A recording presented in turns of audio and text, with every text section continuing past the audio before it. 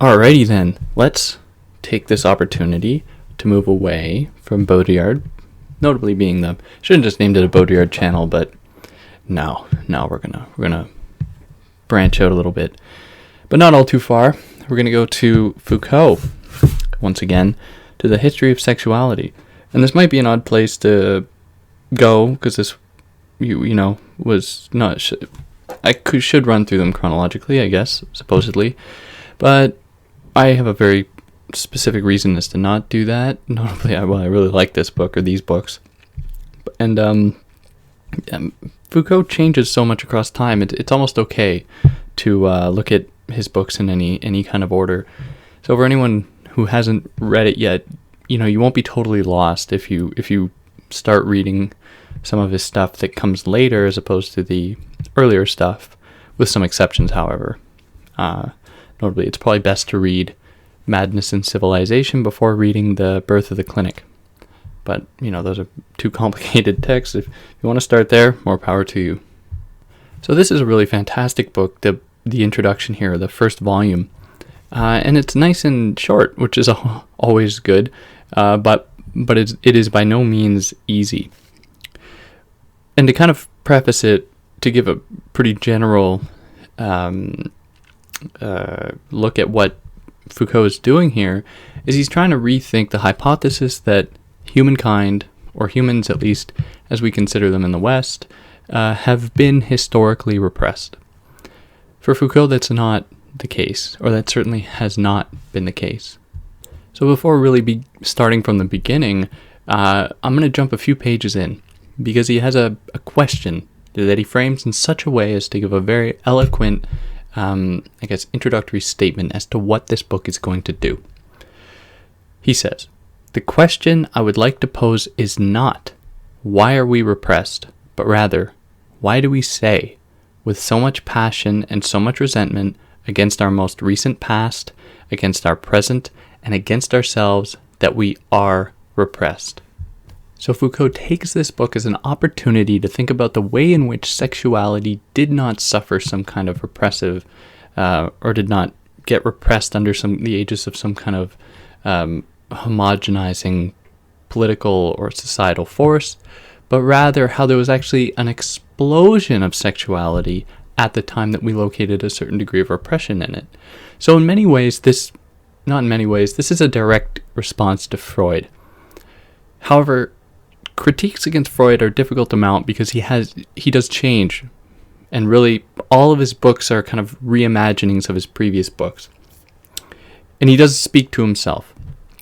So it's difficult to really say that this is just a critique mounted against Freud, because then if we're going to be properly analytic about it, who is Freud? What book? What Freudian book are we speaking about there? So, sorry for making it more perhaps complicated than it needs to be, but I think it's important to say. So right at the beginning, Foucault tells us that at the beginning of the 17th century, a certain frankness was still common, it would seem. Sexual practices had little need of secrecy, words were not said without undue reticence, and things were done without too much concealment. One had a tolerant familiarity with the illicit. So to kind of contextualize this within Foucault's broader works, or across his entire his work, we can think of this in the same terms as some of his rhetoric or some of his theses in Discipline and Punish, where he says that sovereign power gave way to disciplinary power, and we'll talk about that more toward the end of this book. But what we saw was rather an attempt to reform people. So it wasn't about sending them out of the village in the case of like the Great Confinement, or, making it so that the people were simply put to death. Rather, things like mental illness were given a name, were given a face, that people could essentially, or that, medical practitioners could diagnose and correct. So there was, it's almost as though people were not ashamed, or society was not ashamed of its ill, but saw an opportunity to reform them, to fix them, to keep them in this same sphere. And I think the same can be said of sexuality and how Foucault is writing about it here, because it wasn't simply something that was cast out, right? Something that was, hated, but rather it was something that if people did hate it, if people were really afraid of it, that simply marks for Foucault that it had a very strong effect and signaled that it was not repressed, but that it was there almost to a hyperreal extent, essentially scaring people. But then, as the story goes, Foucault says that twilight soon fell upon this bright day, followed by the monotonous nights of the Victorian bourgeoisie where sexuality was carefully confined, moved into the home. But this narrative around sexuality as something that was repressed in the Victorian era served another function than simply homogenizing people or controlling people. Rather, it spurred on a kind of insurgent attitude, where Foucault writes that if sex is repressed, that is, condemned to prohibition, non-existence, and silence, then the mere fact that one is speaking about it has the appearance of a deliberate transgression. So, he continues a little later on, what sustains our eagerness to speak of sex in terms of repression is doubtless this opportunity to speak out against the powers that be, to utter truths and promise bliss, to link together enlightenment, liberation, and manifold pleasures, to pronounce a discourse that combines the fervor of knowledge, the determination to change the laws, and the longing for the garden of earthly delights. Now, this is surely indicative of some of the rhetoric that was floating around in the mid-20th century, and first person to come to my head would be Herbert Marcuse, and many of his theories linking, psychoanalysis with Marxism in an effort to kind of point to the liberatory potential of those repressed desires, so those kind of repressed biological drives. Whereas for Foucault is really, I think, more responding to that than Freud himself, because he speaks kind of affirmatively of Freud in quite a few of his different books, actually, where he says that Freud, despite the faults Foucault would take from him in Madness and Civilization, I believe it's that one, and I believe it's not The Birth of the Clinic, but in Madness and Civilization he says, at least Freud let those people condemned or considered mentally ill speak. They weren't just silenced. So, and he applauds Freud for that. However, I digress. So this whole concern with liberation, that thing that is kind of dialectically put in contrast to repression, was almost a strategic impulse employed by people, but it's difficult to say as to whether or not the whole narrative around repression works in tandem with that discourse around liberation, which can then be seen as a transgressive force to that constructive narrative of repression. So it's like, I wonder what a good analogy would be. Well, a good present-day analogy would take, for instance, the contemporary rhetoric, at least in the United States, about this advent of fake news. Advent not because it necessarily exists, but at least it's being spoken about. Now, fake news is framed as a repressive phenomenon, right? As something that conceals the truth. But it is only by constructing it as such that certain narratives can be given the space of truth, that can be given or attached significance of speaking the truth.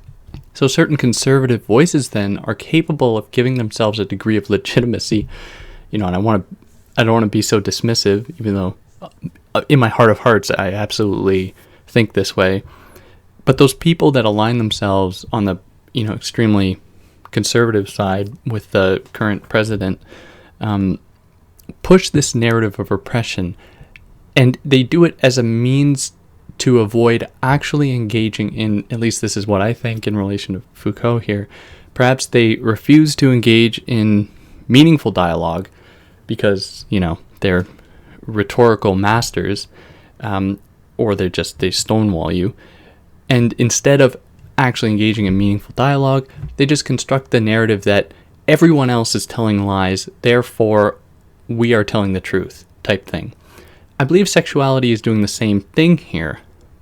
But as Foucault will come to say, at least with his closing remarks, and I will read them out here.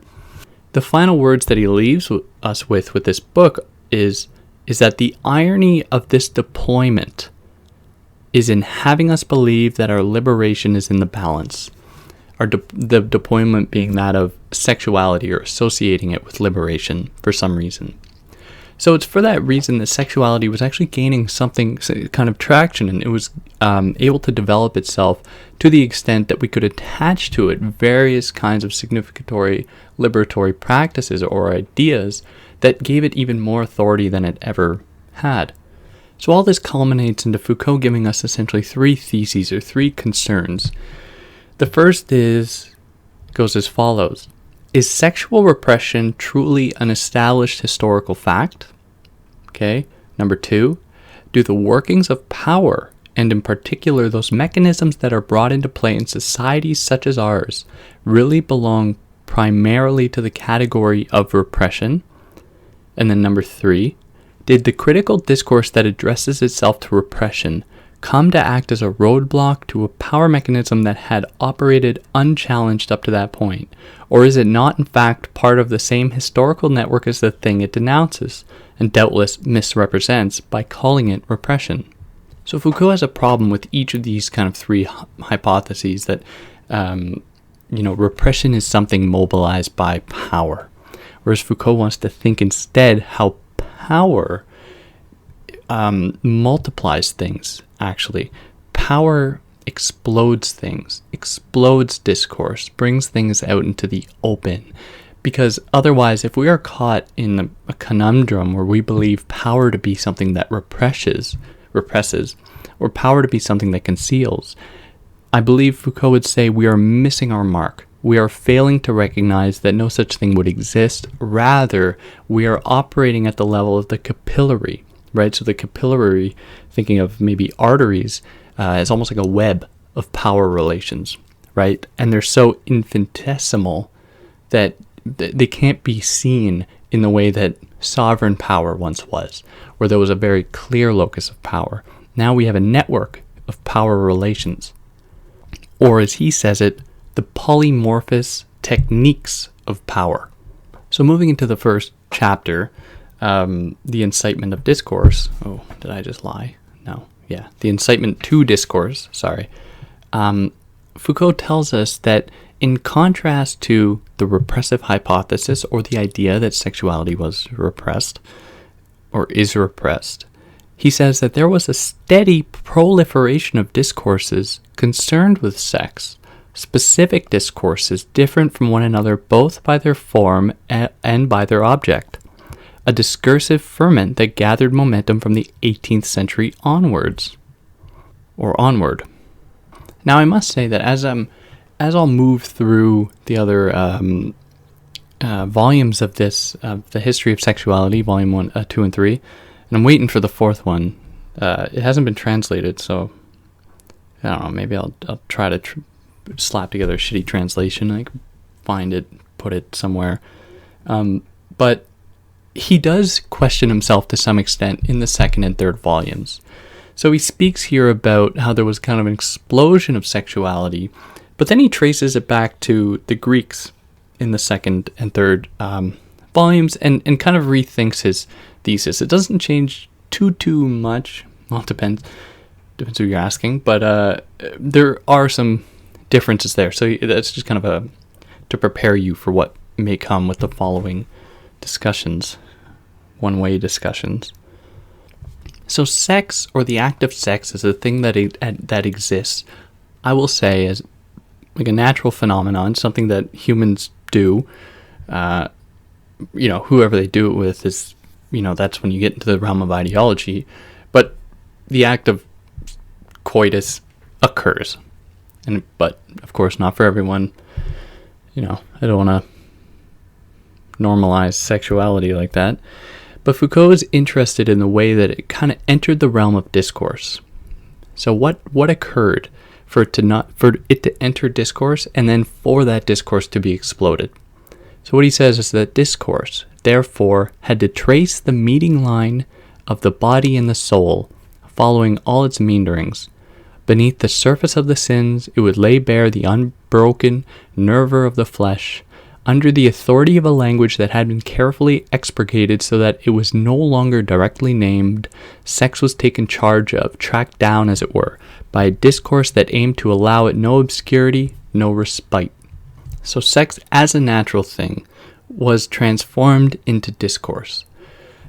So we could, problematize this a little bit and ask, okay, well, to what extent does sex actually exist outside of discourse? Can we say quite easily that there is a transition from sex as, and I don't believe he uses the term natural, but he's just kind of saying that it's a thing, from whatever it is to discourse, where for my own academic training, I'd be a little bit reticent to assume that anything can necessarily exist outside of discourse.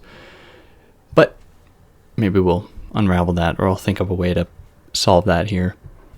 But however way you might look at it, Foucault makes clear that this rendering sex into a discourse made it so that it developed a kind of malleability.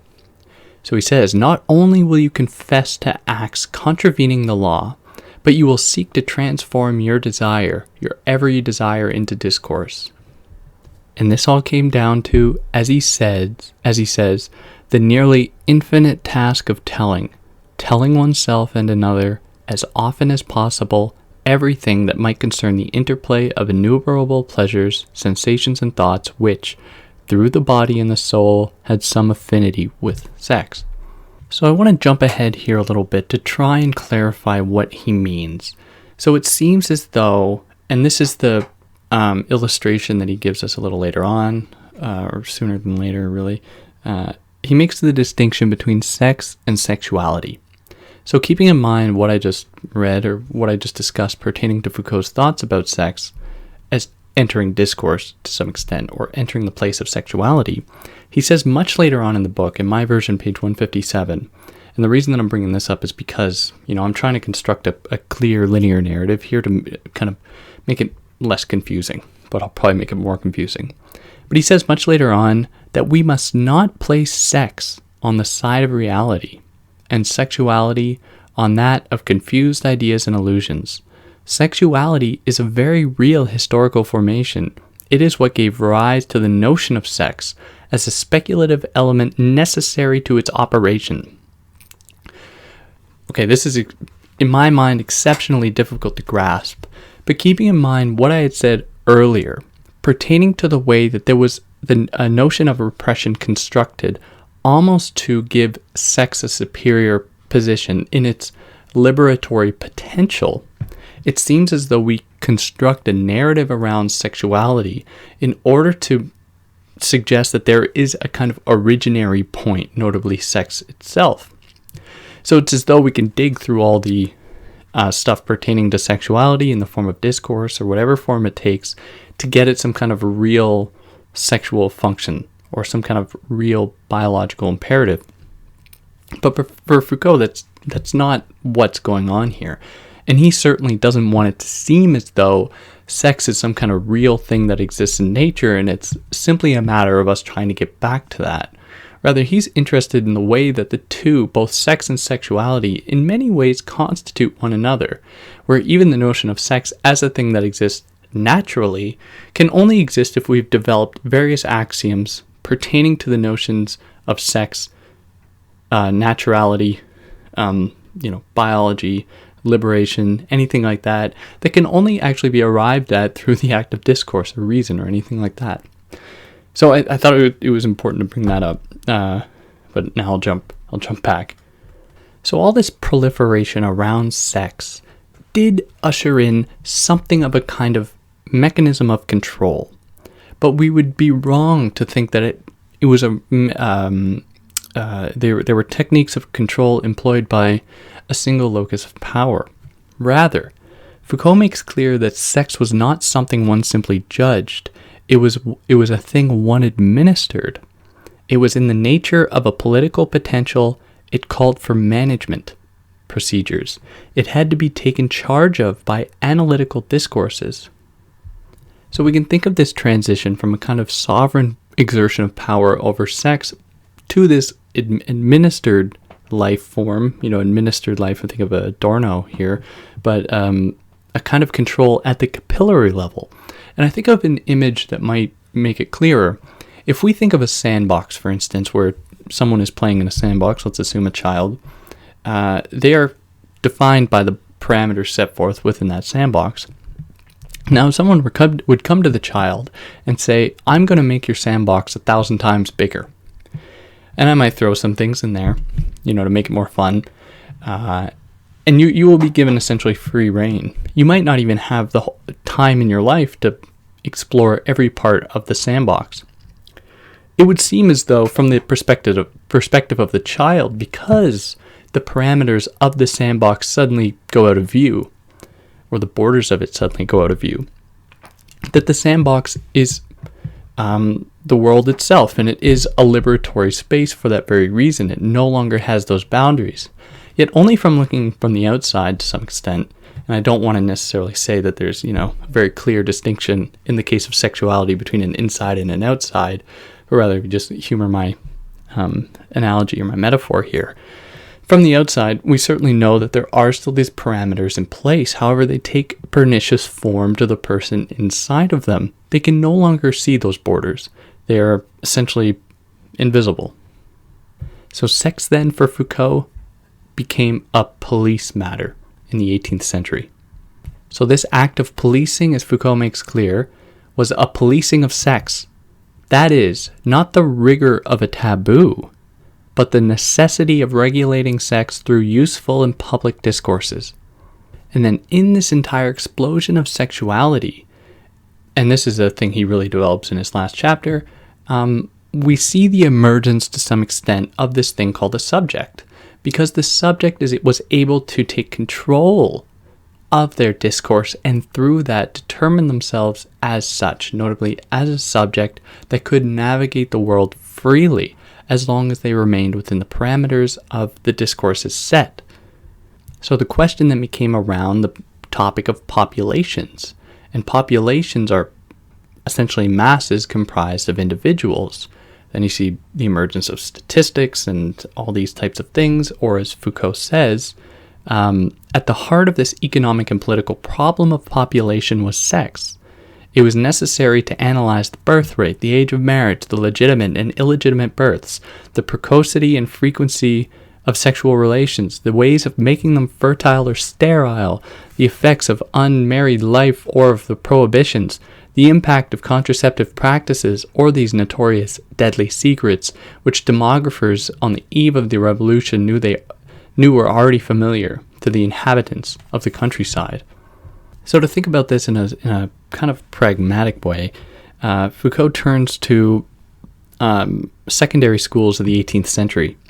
So he says that many people believe that secondary schools, notably probably only filled with young boys at the time, were places that fostered the repression of sexuality, where people were not allowed to talk about it, people were not allowed to certainly engage in it, and they weren't allowed to express themselves in any kind of sexual way, verbal or otherwise.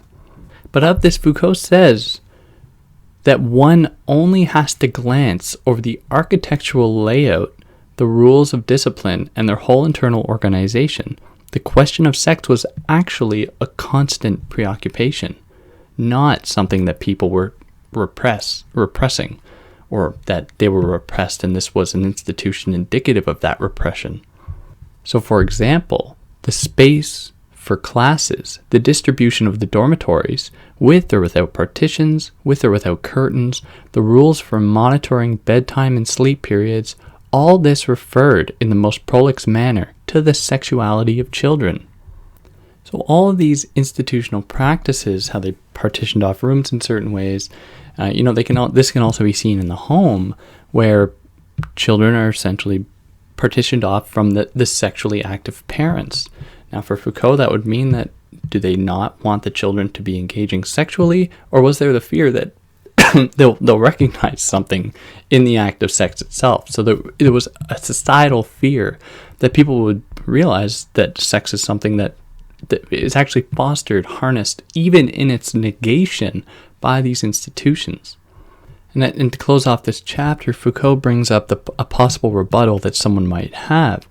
Someone may say to him, and he entertains this possibility, that don't all these mechanisms point to the fact that there was repression, that repression was something that people essentially engaged in as it was administered by some kind of authoritative persona.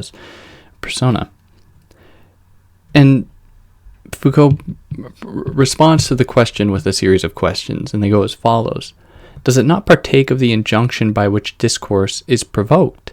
Is it not with the aim of inciting people to speak of sex that it is made to mirror, at the outer limit of every actual discourse, something akin to a secret, whose discovery is imperative, a thing abusively reduced to silence, and at the same time difficult and necessary, dangerous and precious to divulge? We must not forget that by making sex into that which above all else has to be confessed, the Christian pastoral always presented it as the disquieting enigma, not a thing which stubbornly shows itself, but one which always hides the insidious presence that speaks in a voice so muted and often disguised that one risks remaining deaf to it. Doubtless the secret does not reside in that basic reality in relation to which all the incitements to speak of sex are situated. Whether they try to force the secret, or whether in some obscure way they reinforce it by the manner in which they speak of it.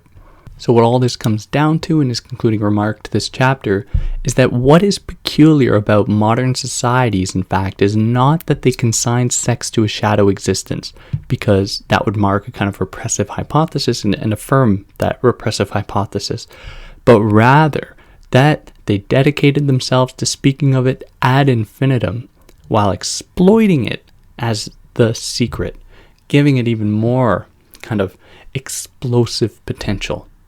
So here we move into chapter 2, and he begins with a possible objection that goes as follows. It would be a mistake to see in this proliferation of discourse as merely a quantitative phenomenon, something like a pure increase, as if what was said in them were immaterial, as if the fact of speaking about sex were of itself more important than the forms of imperatives that were imposed on it by speaking about it. Now, I'll jump a little bit here. Our epoch has initiated sexual heterogeneities, which doesn't mean that there aren't still barriers, right? In the case of like the sandbox, they still exist, and you can only go so far. However, and he makes clear that it's not simply a quantitative phenomenon. There is, to some extent, in the act of extending the discourse, almost quantitatively, it does give it something of it can then be regarded as a benevolent act, or being a benevolent kind of democratization or coming out of the very discourse itself. Whereas Foucault wants to think that, maybe these discourses aren't exactly a great thing. So some of the mechanisms kind of previously employed, notably what we've often construed with repressive mechanisms indicative, let's say, of the church, that did place limits on what people could do, obviously. But we're thinking about even these limits differently now. It's not a point of repression, but rather as a making sex into something of the secret and giving it its authority through that, essentially. So what Foucault comes to say in response to that, or what developed, was that the discursive explosion of the 18th and 19th centuries caused this system centered on legitimate alliance to undergo two modifications. First, a centrifugal movement with respect to heterosexual monogamy. Of course, the array of practices and pleasures continued to be referred to it as their internal standard, but it was spoken of less and less, or in any case with a growing moderation. Efforts to find out its secrets were abandoned. Nothing further was demanded of it than to define itself from day to day. The legitimate couple with its regular sexuality had a right to more discretion. It tended to function as a norm, one that was stricter, perhaps, but quieter. On the other hand, what came under scrutiny was the sexuality of children, madmen and women, and criminals, the sensuality of those who did not like the opposite sex, reveries, obsessions, petty manias, or great transports of rage. It was time for all these figures, scarcely noticed in the past, to step forward and speak, to make the difficult confession of what they were. No doubt they were condemned all the same, but they were listened to, and if regular sexuality happened to be questioned once again, it was through a reflux movement originating in these peripheral sexualities. So of this kind of opening up of various counter discourses to that monogamous kind of Christian institution of the heterosexual coupling, Foucault has some various questions. He asks, what does the appearance of all these peripheral sexualities signify? Is the fact that they could appear in broad daylight a sign that the code has become more lax? Or does the fact that they were given so much attention testify to a stricter regime and to its concern to bring them under close supervision? So it gives us a kind of transitory. He illustrates a moment of transition between two forms of kind of governance over bodies, over people. So there were prohibitions of consanguine marriages, as numerous and complex as they were, which also came out in the condemnation of adultery, or on the other hand, the recent controls through which since the 19th century the sexuality of children has been subordinated in their solitary habits.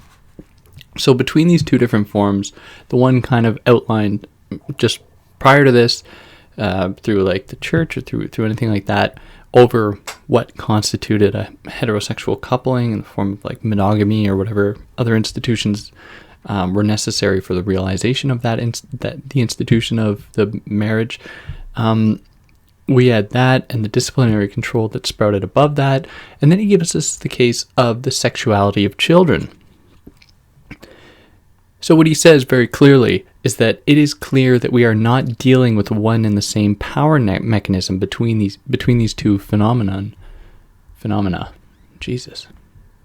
But what appears in both, however, Foucault states that there was an effort to eliminate that was always destined to fail and always constrained to begin with, but the prohibition of incest attempted to reach its objective through an asymptotic decrease in the thing it condemned, whereas the control of infantile sexuality hoped to reach it through a simultaneous propagation of its own power and of the object on which it was brought to bear. So this was twofold, or there was a kind of double bind, because at one moment, here I lost it, doctors educators and doctors were using the tenuous pleasures as a prop, notably the acts that would be conducted by children in the form of sexuality or whatever. They were used as a prop, constituting them as secrets, that is, forcing them into hiding so as to make possible their discovery, tracing them back to their source, tracking them from their origins to their effects, searching out everything that might cause them or simply enable them to exist. So this was a very clever strategy on the part of educators and doctors here, because by constructing it in such a way as to suggest that underneath the reprehensible act of childhood sexuality was this thing called sex. And by challenging the sexuality of children, they were by extension challenging the thing called sex itself. But at the same time, they were constituting it as such, but relegating it to the margins, saying like, okay, what we have to deal with here is this thing called childhood sexuality, which scares the shit out of us. And in doing so, by them saying that, they effectively generate a narrative around sex, affirming it, a thing that for Foucault is not quite as clearly laid out. But in doing so, it opened up a new space of discipline or control. So as he says, wherever there was the chance they might appear, that is, these reprehensible acts, I'm using that term kind of ironically, how they might have thought of it. So wherever there was the chance they might appear, devices of surveillance were installed.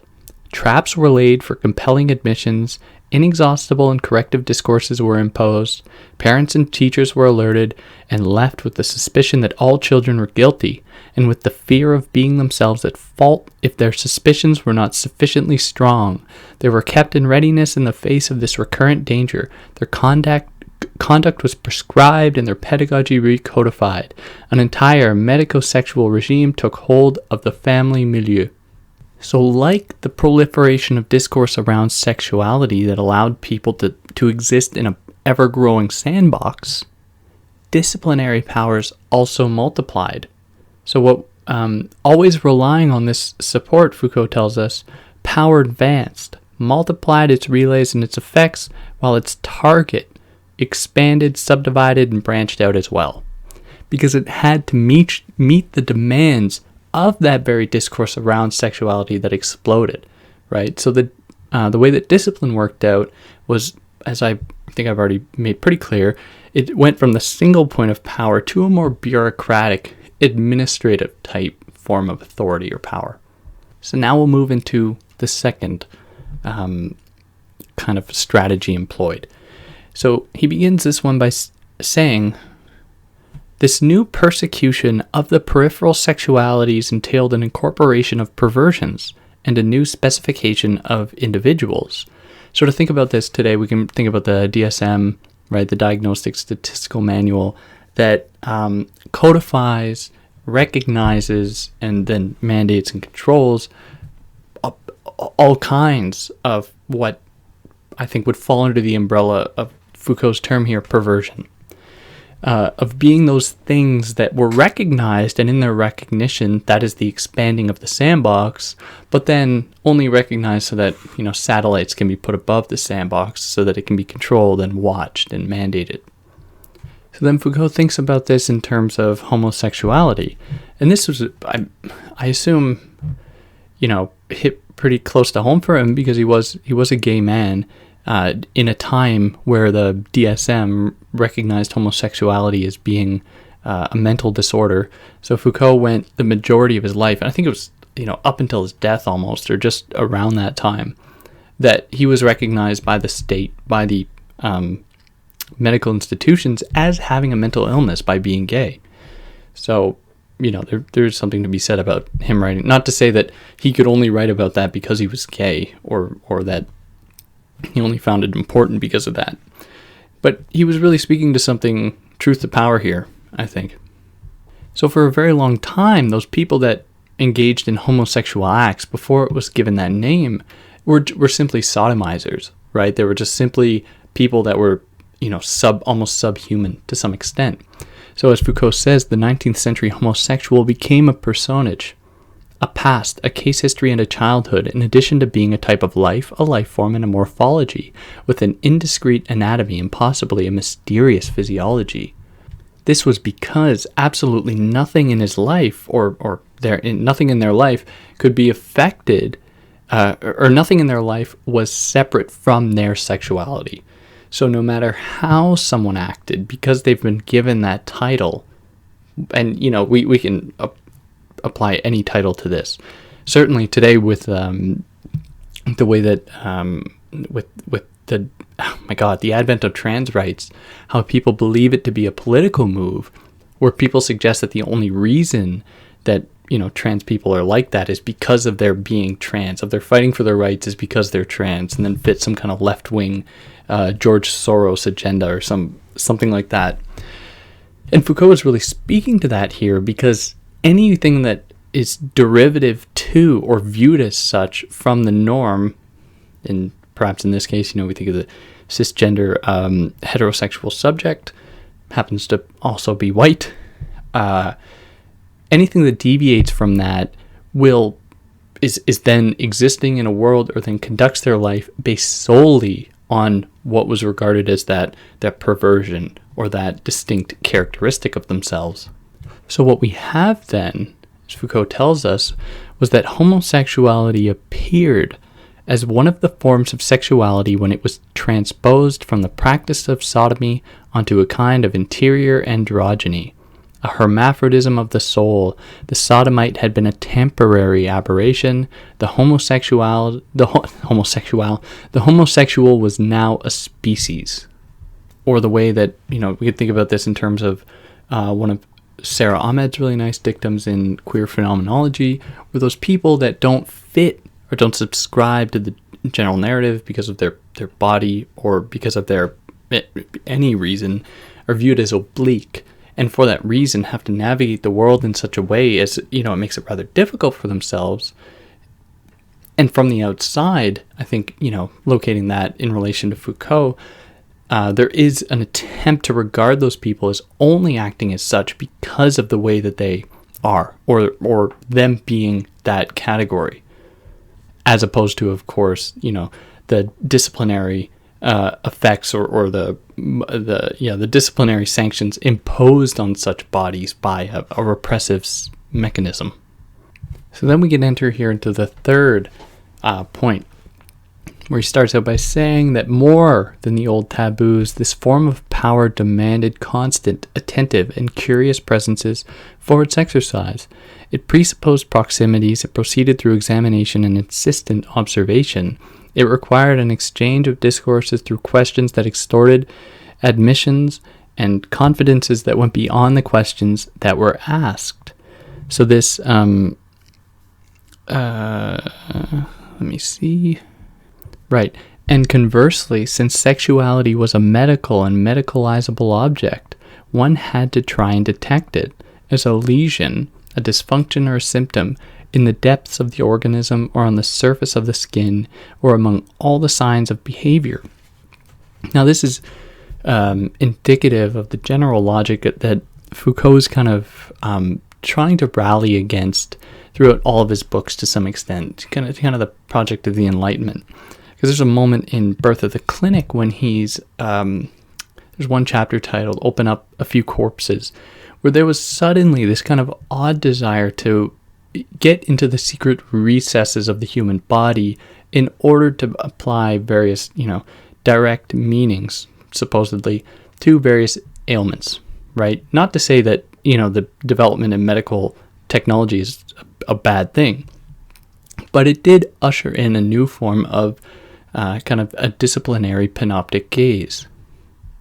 Or it put bodies under kind of spectral gaze, caressing them with its eyes, as he writes here. So this form of gaze works, or has a double impetus, as Foucault says, that of pleasure and power, where he says that the pleasure that comes of exercising a power that questions, monitors, watches, spies, searches out, palpates, brings to light, and on the other hand, the pleasure that kindles at having to evade this power, flee from it, fool it, or travesty it, the power that lets itself be invaded by the pleasure it is pursuing, and opposite it, power asserting itself in the pleasure of showing off, scandalizing, or resisting. So, it's tricky at times, even for my own part, to grasp how the act of observing is a kind of repressive phenomenon in this new framework. Sorry about the chair. And I think of surveillance cameras as one such example, where people, or one way to think about this, where there is a tendency, especially if we take this in tandem with police violence, and some of the students I've worked with have made this point. When we introduced surveillance technology in our daily lives, the general idea was that it would solve problems because suddenly we'd be given the objective world, where the act of testimony or testifying, which can often be misguided or can be ill-remembered because the human memory is fragile. There was the idea that if we could capture the objective world as things happened, then, we'd be one step closer to that thing called truth. So it'd be a wonder for this thing called justice. It'd be a wonder for the courts or anything like that. But we could take a pretty good example, notably the case of police violence, where, in the United States, there's a great deal of police violence, especially against racialized minorities, people of color. And there was very much rhetoric whenever these things occurred that, it's just their word against whoever else's word, quite simply. And then suddenly cameras were introduced. Police officers had to wear these cameras. or there was the case of Rodney King. Yet still, these narratives persisted. Well, when was the camera turned on? How come we don't see the full context? It doesn't look to me like that is what is actually happening, when in, real fact, you can see exactly the kind of repression occurring. So it's not quite so clear as to whether or not the objective capturing of the world is not in and of itself a kind of subjective, a kind of culturally contingent act, where I wonder if anything that can be captured can truly speak to a kind of truth formula, or if it will always already be given up to the jackals of those holders of power to some extent, where it doesn't matter what is seen because the narrative can be spun in almost any way, or there's no way outside of the text or inputting the notion of the text onto that. So that's how I think about this in this way, why Foucault is so reticent to think about the act of gazing or seeing as being something that is good, or that opens up a kind of emancipatory space. So on that, now we'll move into the fourth kind of form the power assumes. So he says that people often assume that sexuality was relegated to the heterosexual couple, where he says actually there are equal grounds for saying that it has, if not created, at least outfitted and made to proliferate groups with multiple elements and a circulating sexuality, a distribution of points of power, hierarchized and placed opposite to one another, pursued pleasures, that is, both sought after and searched out, compartmental sexualities that are tolerated or encouraged, proximities that serve as surveillance procedures and function as mechanisms of intensification, contacts that operate as inductors. So keeping him, trying to remain consistent here with Foucault's line of thought, it's not as though sexuality disappeared, but that it was relegated to various zones where it could be controlled and mandated, where thinking about how children have to sleep in different bedrooms, so that, almost the extent of their possible sexuality could be in the form of masturbation, not with children touching one another or learning about their sexuality in that way, as a means of curbing the possibility of the really reprehensible acts that children can take on. Not to say I espouse anything in saying this, but I believe that's what he's saying here. So what we see, and this is only emphasized in the illustration I just gave with partitioning off in the various rooms, what we saw was the development of singular sexualities, where each to their own could exist as they want. Again, like in the sandbox, it is ultimately refined and mandated. But my sandbox analogy, it kind of falls short, because that would imply that there are still boundaries, whereas Foucault's suggesting that these boundaries have disappeared. So imagine a sandbox without boundaries, yet it's still a box. I don't know, I thought it was a good analogy. To leave me alone. So again, Foucault cautions that we don't regard this explosion of singular sexualities as being something to celebrate. As he says, the implantation of perversions is an instrument effect. It is through the isolation, intensification, and consolidation of peripheral sexualities that the relations of power to sex and pleasure branched out and multiplied, measured the body, and penetrated modes of conduct. So it's on that note. Now we'll move into the next section 3, I guess. Scientia sexualis, which, he's going to be speaking about the attachment of science and sexuality. What does that mean? So in the case of science, Foucault is not convinced that it ever took up sexuality in a direct way. So this is kind of the undercurrent of all the other methods by which our society has proliferated sexuality, is it doesn't go after it directly, but it finds kind of hidden ways to bring it up or to allow it to proliferate. So what he says of science is that this was in fact a science made up of evasions, since, given its inability or refusal to speak of sex itself, it concerned itself primarily with aberrations, perversions, exceptional oddities, pathological abatements, and morbid aggravations. So then, because of the attachment of science with truth, and Foucault could have had a whole book on that. Why do we associate science with truth? Or I guess that's kind of what the birth of the clinic is.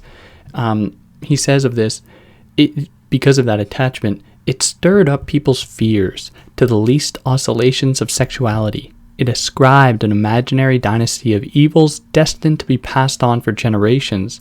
It declared the furtive customs of the timid and the most solitary of petty manias that were dangerous for the whole of society. Strange pleasures, it warned, would eventually result in nothing short of death, that of individuals, generations, the species itself.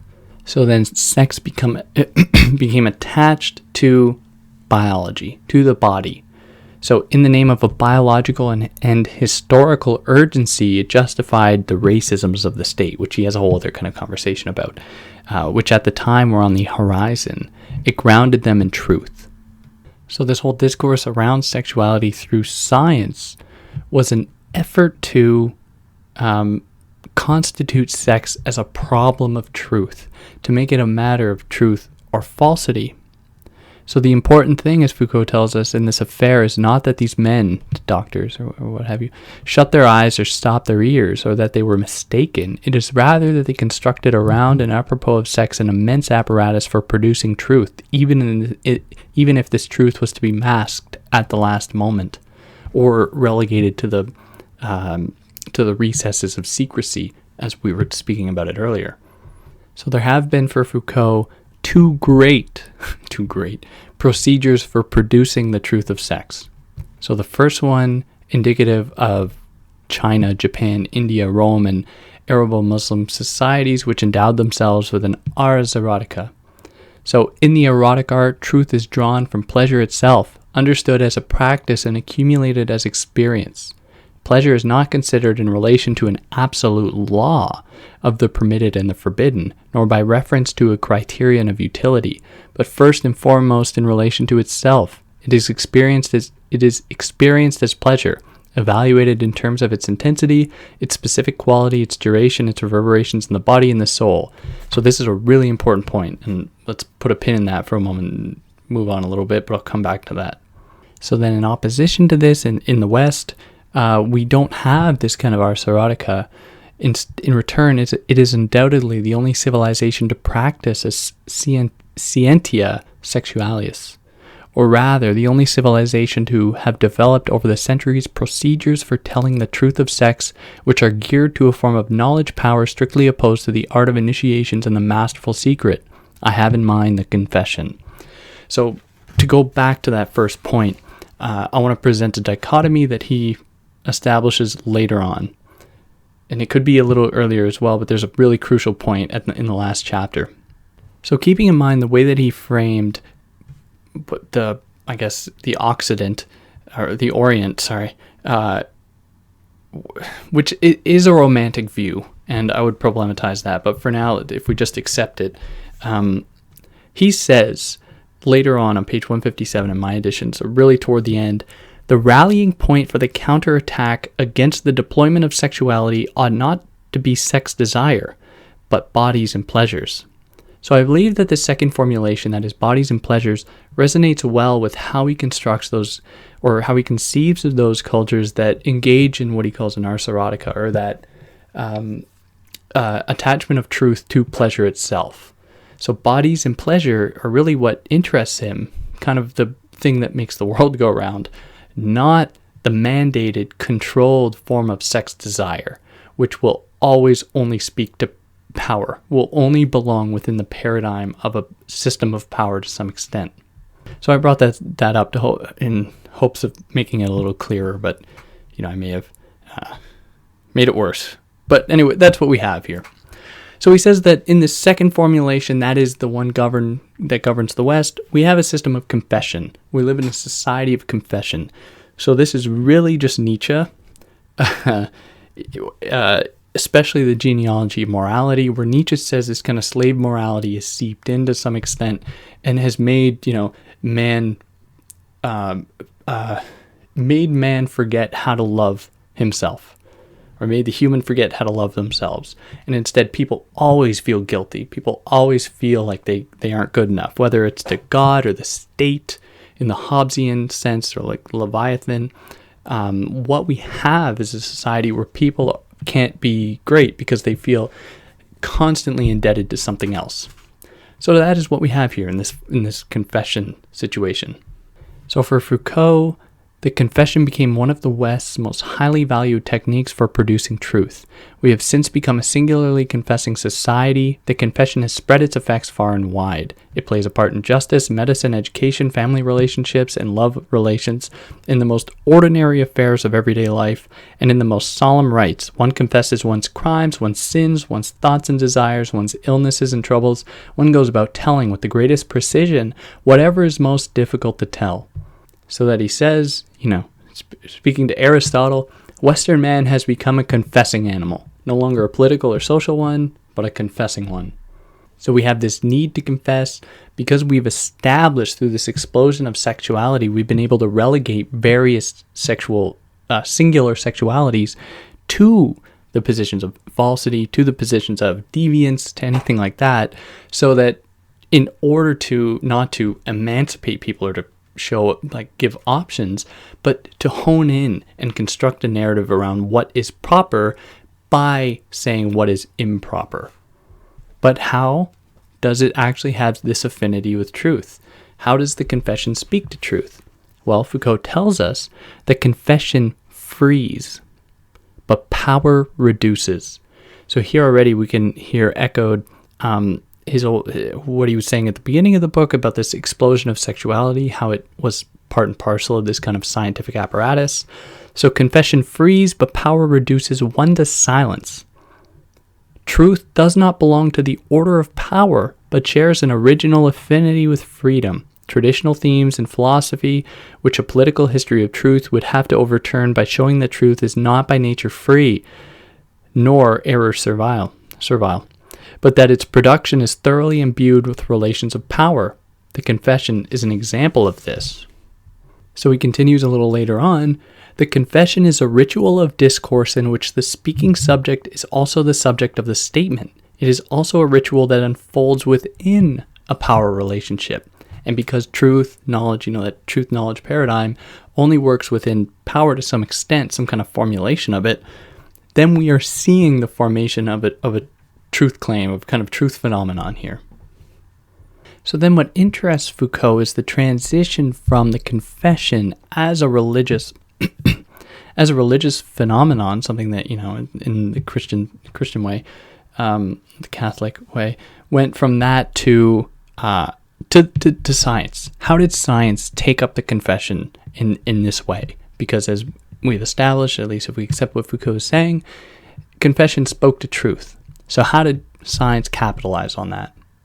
And there are a few reasons for this. Number one, through a clinical codification of the inducement to speak, combining confession with examination, the personal history with the deployment of a set of decipherable signs and symptoms, the interrogation, the exacting questionnaire and hypnosis, with the recollection of memories and free association, all were ways of reinscribing the procedure of confession in a field of scientifically acceptable observations. That's all he says about that. I mean, that's pretty clear. I couldn't make it any clearer. Number two, through the postulate of a general and diffuse causality. So this explosion of sexuality, especially through the singular sexualities that would come to confess and speak, what we saw then was the development of an inexhaustible and polymorphous casual power. So the most discrete event in one's sexual behavior, whether an accident or a deviation, a deficit or a success, was deemed capable of entailing the most varied consequences throughout one's existence. There was scarcely a malady or physical disturbance to which the 19th century did not impute at least some degree of sexual etiology. Etiology being a kind of explanation for what the ailment is or why it was caused. So sex then, through this confessionary model, was then viewed as the cause of any and everything, and was the historical underside of confession that had to be thorough, meticulous, and constant. Bend in the page. Constant, and at the same time operate within a scientific type of practice. Okay, then here, for the sake of time, move on to the third one, because I thought that was pretty clear. So through the principle of a latency intrinsic of sexuality, if it was necessary to extract the truth of sex through the techniques of confession, this was not simply because it was difficult to tell or stricken by the taboos of decency, But because the ways of sex were obscure, it was elusive by nature. Its energy and its mechanisms escaped observation, and its causal power was partly clandestine. So whereas the confession, especially in the religious sense, was a thing that was done so that a person could essentially forget about the bad things that they did, because they knew they were going to be forgiven by this higher power, God, in the scientific moment, the confession is actually something to bring something up, to make it more real than real, to make it something that the subject can come to terms with, to make it truthful. So now number 4, through the method of interpretation. So if one had to confess, this was not merely because the person to whom one confessed had the power to forgive, console, and direct, but because the work of producing the truth was obliged to pass through this relationship if it was to be scientifically validated. Now this comes through a history, right, where the person who is being confessed to, the doctor in this case, has been privileged the position to be able to diagnose, to locate the problems of this, to give it up to the jackals of interpretation and science to that extent. And then number 5, number 5, through the medicalization of the effects of confession. So this moved from the domain of righteousness and sinfulness, excess or transgression, into the domain of the normal and the pathological, where sex was regarded as an unstable pathological field, according to Foucault, a surface of repercussions for other ailments, but also the focus of a specific nosography, that of instincts, tendencies, images, pleasures, and conduct. So what we have then, and if we can think of this in panoptic terms, there's a very good point in Discipline and Punish, when Foucault makes clear that the panopticon produces homogeneous effects of power. Now, in relation to this, that makes a lot of sense, because under the aegis of Scientia Sexualis, what we have is that we have the crystallization, the formation of sex under the paradigm of truth, or under the umbrella of truth, which allows a little wiggle room, and it's viewed almost always negatively. Whereas the ars erotica, that thing that focuses solely on pleasure, is also a very subjective field, but it doesn't give itself over to a state or a scientific apparatus that can then mandate and control that field. It only comes down to the subject, where being only focused on pleasures or bodies is only their own. You cannot, I guess you could to some extent dictate what is pleasurable, but in the case of the orgasm, it is a very subjective experience. But Foucault is careful, however, and he makes clear that it should be noted that the ars erotica does not simply disappear. In fact, and he goes on, we must ask ourselves whether, since the 19th century, the Scientia Sexualis, under the guise of its decent positivism, has not functioned, at least at a certain extent, as an ars erotica itself. So what we are seeing, essentially, is still this kind of subjectivity, the one previously associated with that subjective phenomenon called pleasure and the body. What we see that is a subjectivity mandated and controlled by a situation, like a kind of powerful situation, powerful institution, whatever it looks like. So it's almost like the hyperreal example of this subjective field. But the hyperreal, as we might remember from Baudrillard, is a space that can be controlled, that can be mandated in the form of simulation or whatever, where we don't see the proliferation of different beings or bodies or pleasures, but rather the gravitation towards what has been considered the proper way. So we open up the domain for all these perversions, quote unquote, to exist, not so that they can be spaces for difference or otherness, but so that everything else can gravitate towards what is considered proper, but proper only considered as such by negating what is considered untruthful, unresponsible perversion. So to conclude this section here, I think it includes the section, yeah. He says that what we have to do is define the strategies of power that are immanent, that is inside of this will to knowledge. As far as sexuality is concerned, we shall attempt to constitute the political economy of a will to knowledge, which is what he's going to set out to do. So yeah, that'll close that off there. It's about the first half, right before part 4. get into the rest. I wasn't expecting this to be so. It's just so dense, right? Small books are, they're elusive. They're tricky because you think, oh, I'll read this quickly, but if you really want to read it, it takes forever. So on that note, I hope you're able to get something out of that. Foucault's the man. Foucault's a really, really new stuff. But on that note, for anyone who listened, take care. And if you have any problems with me, you know how to do it.